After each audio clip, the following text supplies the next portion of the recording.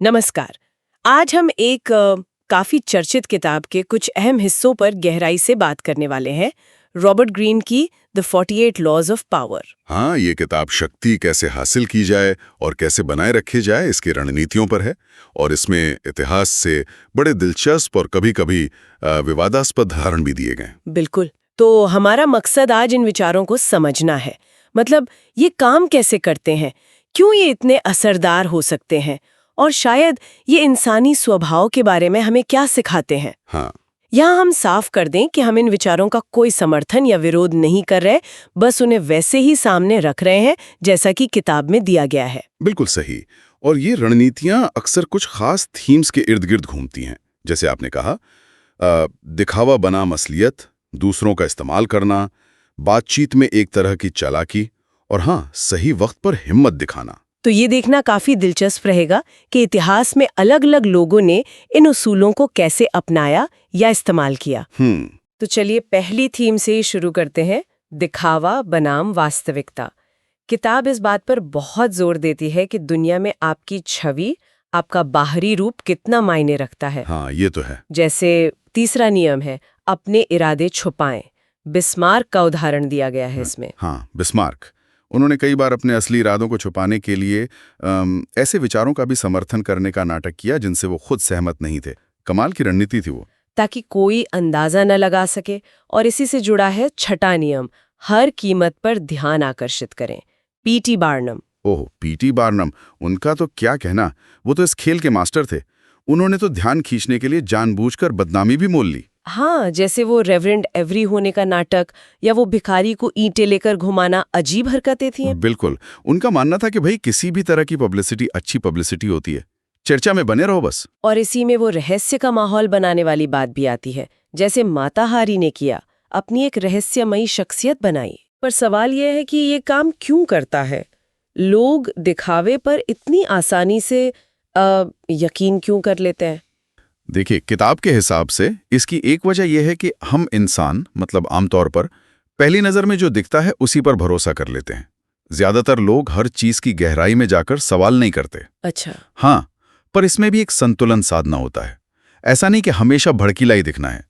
कभी बार्नम की तरह एकदम अलग दिखना फायदा देता है, तो कभी टैलीरैंड या हेली सेलासी की तरह बिल्कुल साधारण और सामान्य दिखना बेहतर हो सकता है। ताकि लोग आपको कम समझें। हाँ, बिल्कुल, ताकि वो आपको खतरा ना माने या आपकी असली ताकत का अंदाजा ना लगा पाएं। और इसी सोच को 25वां नियम आगे बढ़ाता है, खुद को नए सिरे से गढ़ें। Recreate yourself. हाँ, यानी अपनी सार्वजनिक छवि पर पूरा कंट्रोल रखना, जैसे जूलियस सीजर ने किया। उन्होंने अपनी एक नाटकीय, एक वीर छवि गढ़ी थी। या लेखिका जॉर्ज सैंड, जिन्होंने मर्दों वाले नाम और कपड़ों से अपनी एक अलग पहचान बनाई। और मुझे लगता है 30वां नियम भी इसी कड़ी में है, अपनी उपलब्धियों को सहज दिखाएं। Make your accomplishment seem effortless. बिल्कुल सही। जैसे जादूगर हॉडिनी। हाँ, उनके कर्तव्य ऐसे लगते थे मानो चुटकियों में हो गए हों। जबकि असल में सालों की मेहनत और अभ्यास होता था। या रूबेंस, जो बड़े चित्रकार थे, वो अपनी पेंटिंग्स को ऐसे पेश करते थे जैसे बस आसानी से बन गई, जबकि उनके पीछे पूरी वर्कशॉप लगी होती थी। तो इसके पीछे का मनोविज्ञान क्या है? सहज दिखाने से क्या होता है? बात यह है कि अगर आपकी मेहनत, आपका संघर्ष साफ साफ दिखे तो लोग उसे शायद साधारण मान ले। पर जब कोई मुश्किल काम बिल्कुल सहजता से किया हुआ लगता है तो वो ज्यादा जादुई, ज्यादा प्रभावशाली लगता है ना? हाँ, ये बात तो है। तो इस नजरिए से देखा जाए तो शक्ति का एक बहुत बड़ा हिस्सा इस बात पर टिका है कि आप दुनिया को क्या दिखाना चुनते हैं और अपनी छवि को कैसे मैनेज करते हैं। धारणाओं का खेल है ये। ठीक है। अच्छा, अब अगले विषय पर आते हैं, दूसरों का इस्तेमाल करना। 7वां नियम तो काफी सीधा और कह सकते हैं कि क्रूर लगता है। दूसरों से काम करवाएं लेकिन श्रेय हमेशा खुद लें। हाँ, ये सुनने में थोड़ा कठोर जरूर लगता है। Get others to do the work but always take the credit. Tesla और एडिसन वेस्टिंगहाउस का मामला इसका एक क्लासिक उदाहरण माना जाता है। ओह हाँ, टेस्ला, उनके साथ तो काफी अन्याय हुआ माना जाता है। बिल्कुल। टेस्ला के कई आविष्कारों का फायदा एडिसन और वेस्टिंगहाउस ने उठाया, पर नाम और पैसा उन्होंने कमाया। या रूबिन्स का ही उदाहरण लें। वो अपने सहायकों से पेंटिंग का काफी काम करवाते थे, पर बिकती वो रूबिन्स के नाम से ही थी। और इसी तरह 11वां नियम है, लोगों को खुद पर निर्भर रखना सीखें। Learn to keep people dependent on you. हाँ, ये बहुत शक्तिशाली तरीका है। अगर आपके पास कोई ऐसा हुनर है या कोई ऐसी जानकारी है जो किसी और के पास नहीं, तो आप दूसरों को खुद पर निर्भर बना सकते हैं। जैसे माइकलैंजेलो, उनकी कलात्मक प्रतिभा ऐसी थी कि बड़े बड़े पोप और राजा भी उन पर निर्भर थे अपने प्रोजेक्ट्स के लिए। या फिर सोचिए किसी पुराने शासक का गुप्त पुलिस मंत्री, उसके पास ऐसी खुफिया जानकारी होती थी कि वो बहुत ताकतवर बन जाता था। हाँ, क्योंकि उसके बिना राजा का काम नहीं चल सकता था। बिल्कुल, निर्भरता जो है वो शक्ति का एक बहुत मजबूत आधार बन जाती है। जानकारी की बात चली है तो 14वां नियम भी इसी से जुड़ा लगता है। दोस्त बनकर जासूसी करें। Pose as a friend, work as a spy. हाँ, जानकारी इकट्ठा करना। आर्ट डीलर जोसेफ डुलिन का किस्सा है इसमें। उन्होंने अपने एक बहुत अमीर ग्राहक थे, एंड्रू मेलन, उनके बारे में जानकारी हासिल करने के लिए उनके स्टाफ से, उनके नौकरों से दोस्ती गांठ ली। अच्छा। ताकि उन्हें पता चले कि मेलन को क्या पसंद है, क्या नहीं, कब वो खरीदने की मूड में होंगे। एग्जैक्टली। तो इन सब रणनीतियों के पीछे जो मूल विचार है वो ये है कि दूसरों के हुनर, उनकी मेहनत, यहाँ तक कि उनकी गलतियों का भी अपने फायदे के लिए इस्तेमाल किया जाए। और ये उस 26वें नियम से कैसे जुड़ता है? अपने हाथ साफ रखें। Keep your hands clean. हाँ, ये बहुत महत्वपूर्ण है। इसका एक तरीका है बलि का बकरा ढूंढना, किसी और पर दोष मढ़ देना। जैसे वो चीन के जनरल साउथ साओ वाला किस्सा। हाँ बिल्कुल, जब फौज में अनाज कम पड़ गया और बगावत का डर था, तो उन्होंने सारा दोष अनाज बांटने वाले एक अफसर पर डालकर उसे सजाए मौत दे दी। सेना का गुस्सा उस पर निकल गया और साउथ साओ साफ बच गए। बाप रे। या फिर सिजारे बोर्जिया ने रेमिरो डी ओर्को के साथ जो किया, पहले उससे सारे गंदे काम करवाए, फिर उसे ही सजा देकर जनता को खुश कर दिया। और दूसरा तरीका है दूसरों को अपनी ढाल या हथियार की तरह इस्तेमाल करना, जिसे कैट्स पॉ कहा गया है। हाँ, कैट्स पॉ, बिल्ली का पंजा। मतलब आप सीधे आग में हाथ नहीं डालते, किसी और का हाथ इस्तेमाल करते हैं। जैसे माना जाता है कि क्लियोपाट्रा ने जूलियस सीजर और मार्क एंटनी, दोनों ताकतवर रोमन नेताओं का इस्तेमाल किया मिस्र पर अपना शासन बनाए रखने के लिए। वो खुद सीधे रोम से नहीं लड़ी। या फिर वो ठग येलो किड, जो हमेशा बिचौलियों का इस्तेमाल करता था ताकि पुलिस उस तक ना पहुंच पाए। सही। तो इसका फायदा यह है कि आप पर सीधा इल्जाम नहीं आता, आपकी साख, आपकी प्रतिष्ठा बनी रहती है। लेकिन इसमें खतरा भी तो होगा, अगर चाल पकड़ी गई तो? बिल्कुल, बहुत बड़ा खतरा है। अगर लोगों को पता चल गया कि उनका इस्तेमाल किया जा रहा है या उन्हें बलि का बकरा बनाया गया है, तो भरोसा हमेशा के लिए खत्म हो जाता है और फिर नतीजे बहुत बुरे हो सकते हैं। तो ये तरीके जितने कारगर हैं, उतने ही जोखिम भरे भी हैं। तो संक्षेप में कहें, इस दृष्टिकोण से शक्ति इस बात में है कि आप दूसरों की ऊर्जा और संसाधनों को अपने लक्ष्यों के लिए कैसे इस्तेमाल करते हैं, और वो भी बिना खुद पर कोई आंच आने दिए। हाँ बिल्कुल, यही इसका सार है। चलिए अब तीसरे पहलू पर आते हैं, रणनीतिक बातचीत और व्यवहार। मुझे दूसरा नियम काफी चौंकाने वाला लगा था। दोस्तों पर बहुत ज्यादा भरोसा ना करें, दुश्मनों का इस्तेमाल करना सीखें। Never put too much trust in friends, learn how to use enemies. इसके पीछे क्या तर्क है? हाँ, ये सुनने में एकदम उल्टा लगता है ना, पर किताब इसके लिए बिज़ेंटीन सम्राट माइकल तीसरी का उदाहरण देती है।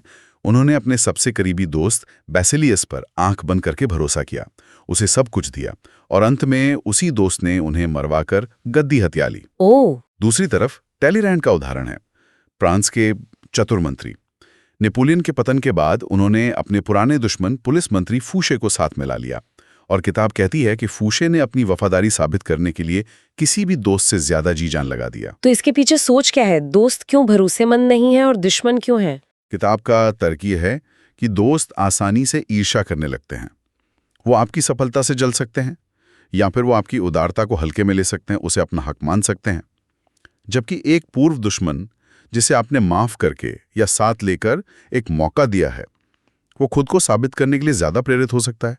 उसे ज्यादा मेहनत करनी होगी आपका भरोसा जीतने के लिए। ये एक अलग ही नजरिया है।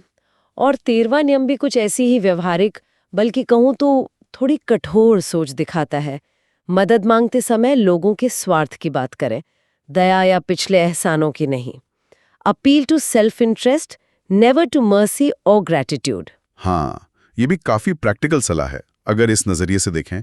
जैसे प्राचीन एथेंस का किस्सा है, जब उन्हें स्पार्टा के खिलाफ साथी की जरूरत थी तो 2 शहरों ने मदद की पेशकश की, कोरिन्थ और कुर्सीरा। हाँ, कोरिन्थ ने पुरानी दोस्ती, वफादारी, एहसान, इन सब की दुहाई दी।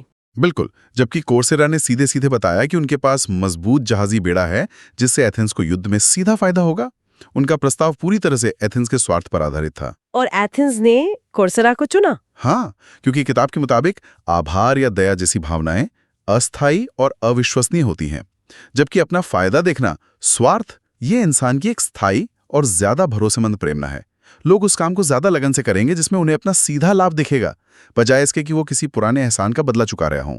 ये बात कैस्ट्रोकानी वाले उदाहरण में भी दिखती है, जहां उसने स्टेफानो डिपोगियो की एहसान की दुहाई को नजरअंदाज कर दिया था। बिल्कुल।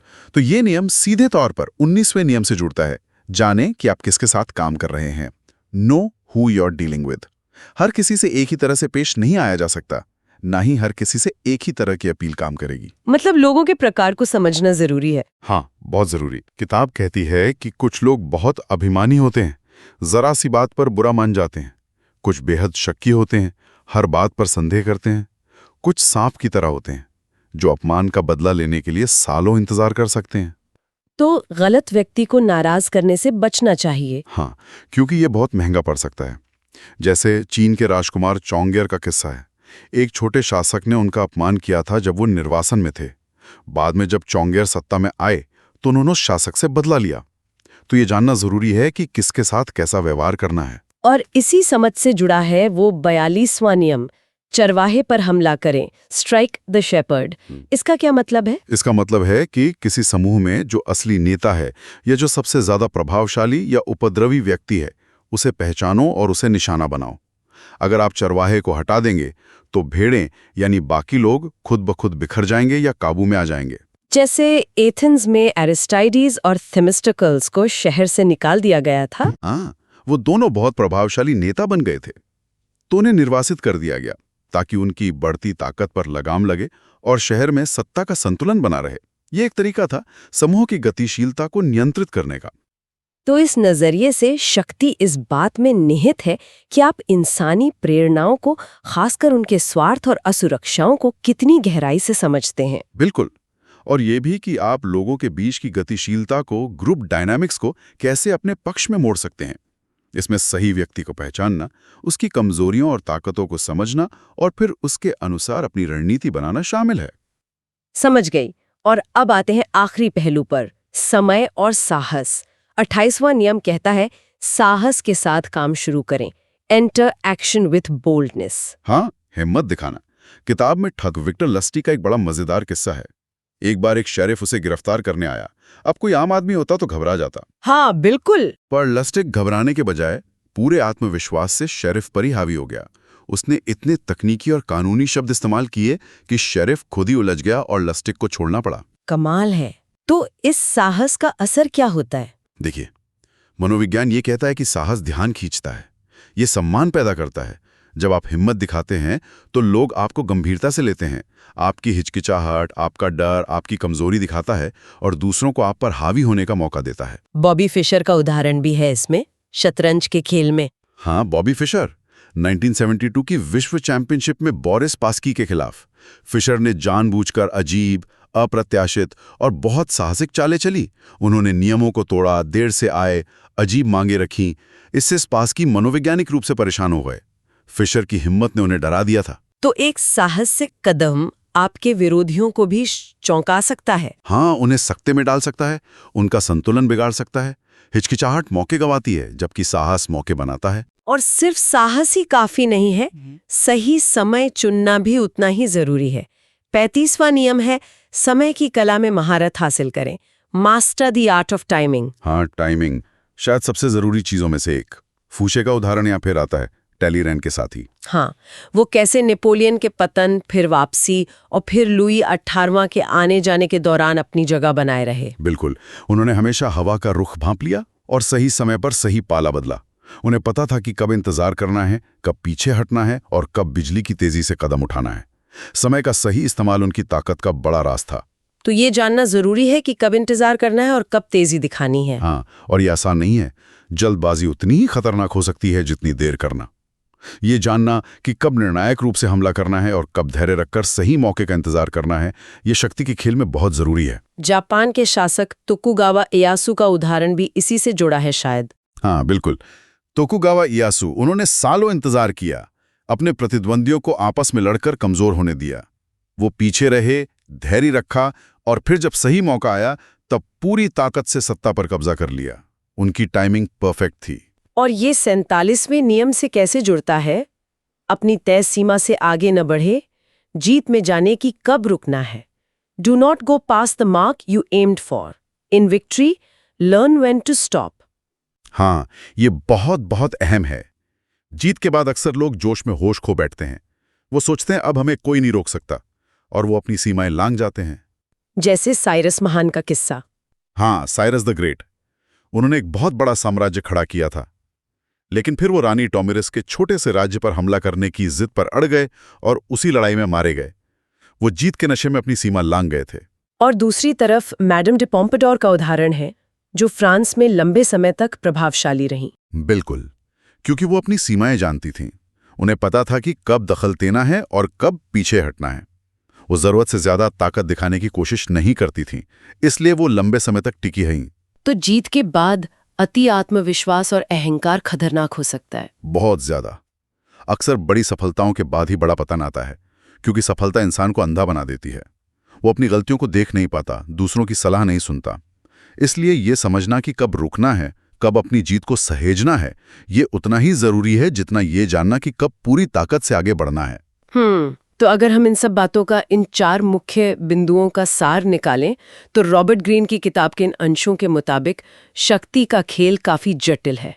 इसमें अपनी बाहरी छवि को बहुत सावधानी से गढ़ना शामिल है। हाँ, दिखावे को नियंत्रित करना। फिर दूसरों का, उनके हुनर का, उनकी भावनाओं का, यहाँ तक कि उनकी गलतियों का भी चतुराई से इस्तेमाल करना। बिल्कुल, दूसरों को अपने लक्ष्यों के लिए इस्तेमाल करना, पर सावधानी से। तीसरा, लोगों की मानसिकता, खासकर उनके स्वार्थ को समझकर रणनीतिक रूप से बातचीत और व्यवहार करना, जानना कि किससे कैसे पेश आना है। हाँ, इंसानी मनोविज्ञान को समझना। और चौथा, सही समय पर पूरी हिम्मत और आत्मविश्वास के साथ कदम उठाना, लेकिन साथ ही ये भी जानना कि कब रुक जाना है, कब सीमा नहीं लांघनी है। बिल्कुल, साहस और समय का सही संतुलन, ये सब रणनीतियां किताब में बताई गई हैं।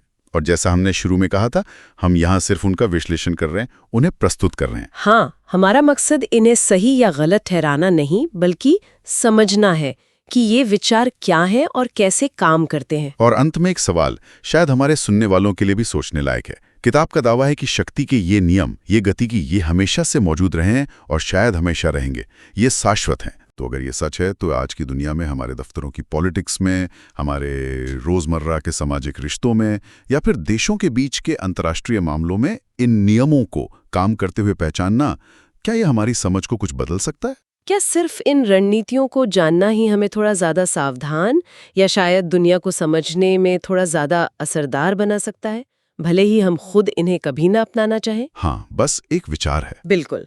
इसी विचार के साथ मुझे लगता है आज की ये दिलचस्प चर्चा यहीं समाप्त करते हैं।